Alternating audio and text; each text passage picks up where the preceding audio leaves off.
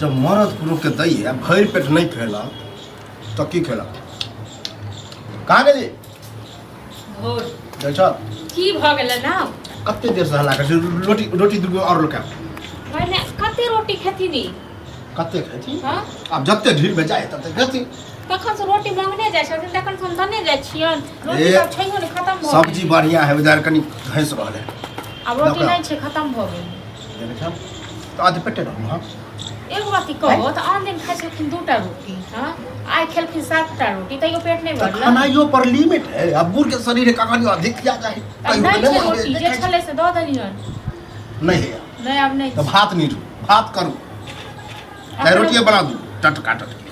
मतलब हिनका द्वारा एखन जाय हम रोटी बनबै छलियै खाली की पड़ै ले गेलौ त ई पड़ऽ नहि देली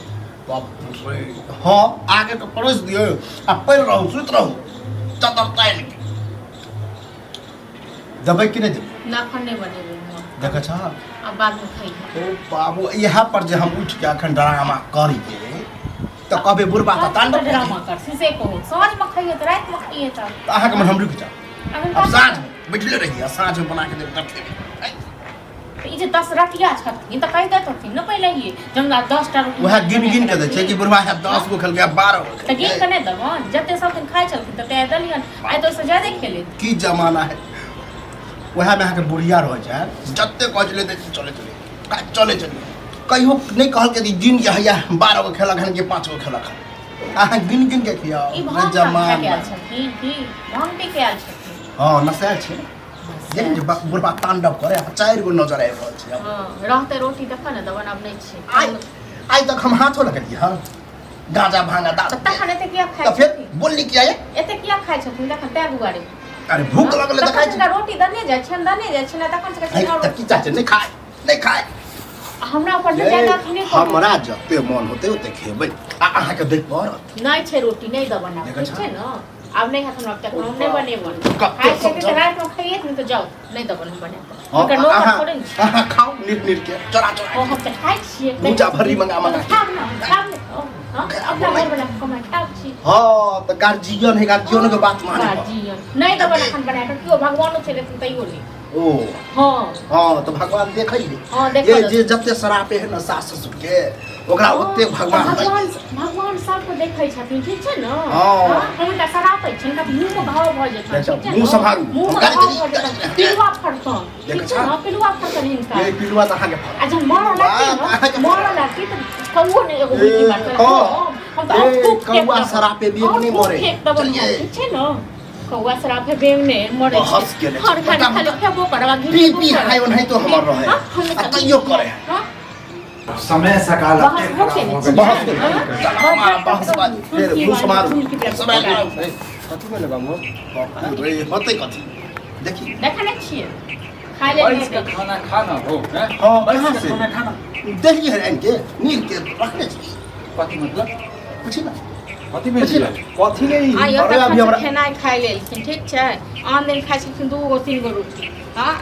आ तखन से 5 7 गो रोटी खा लेलखिन निकाल के दऽ रहल छै नहीं छै रोटी तऽ से कहै छै नहीं छै तै लेली हमरा की करै छै वह में हम कहले बना खेबे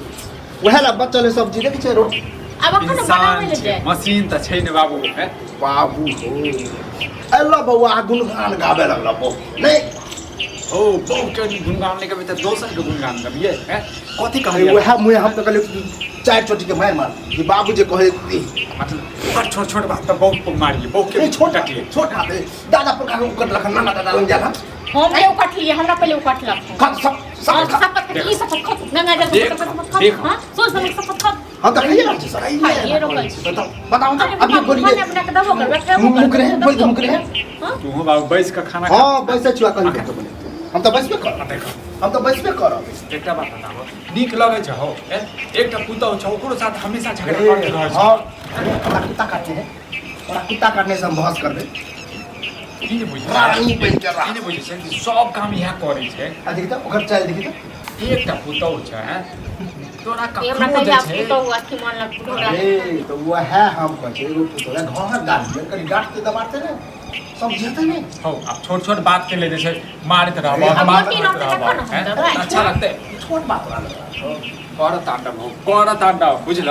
खो तुम्ही सब पोच छोट बात है ना तो अरे यह छोट निहर बिसाह तो ले अन्न के जे एना अपमान करे छ कथी अन्न रे अन्न तो खाइ लागे बुढ़वा छोड़ दे मुखिया छोड़ दे